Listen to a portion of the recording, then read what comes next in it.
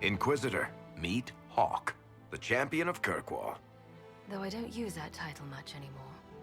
Hawk, the Inquisitor. I figured you might have some friendly advice about Corypheus. You and I did fight him, after all.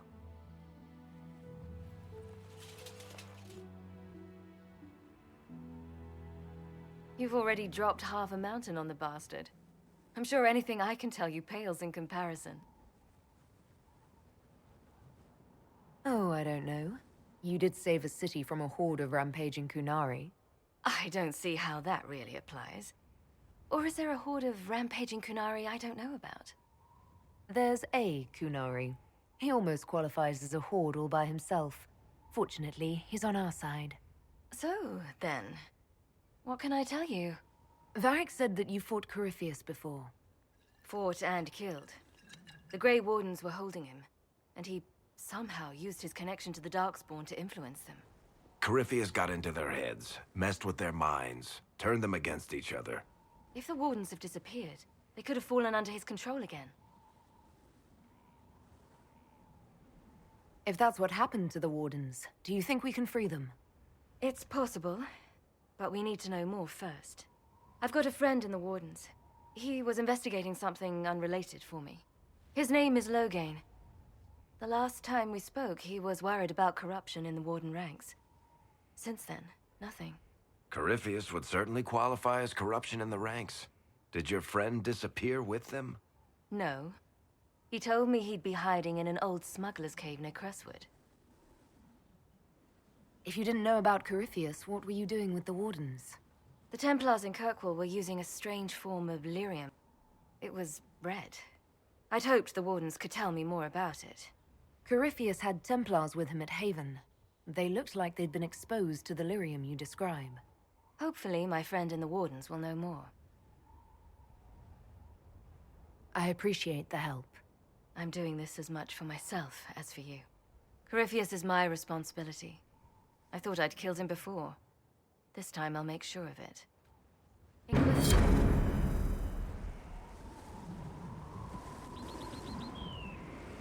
You said you thought you killed Corypheus.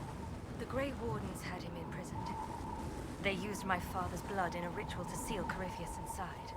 But he could still reach out and influence the Warden's thoughts. He sent them after me. And I didn't just think I killed him. When the fight was done, he was dead on the ground. Maybe his tie to the Blight somehow brought him back, or maybe it's all Tevinter magic, but he was dead, I swear it. I assume Varric's been feeding you information about the Inquisition. What did he say about me? Only good things, I promise. I was a little surprised, actually. Varric isn't one for religion in general, but he thinks highly of the Inquisition. I think the exact phrase was, has a good shot at fixing Blondie's mess. Why did you step down as Viscountess? I told you that the Templars in Kirkwall were using red lyrium. It made them paranoid, and eventually they turned on me. I left Kirkwall to try to find out more.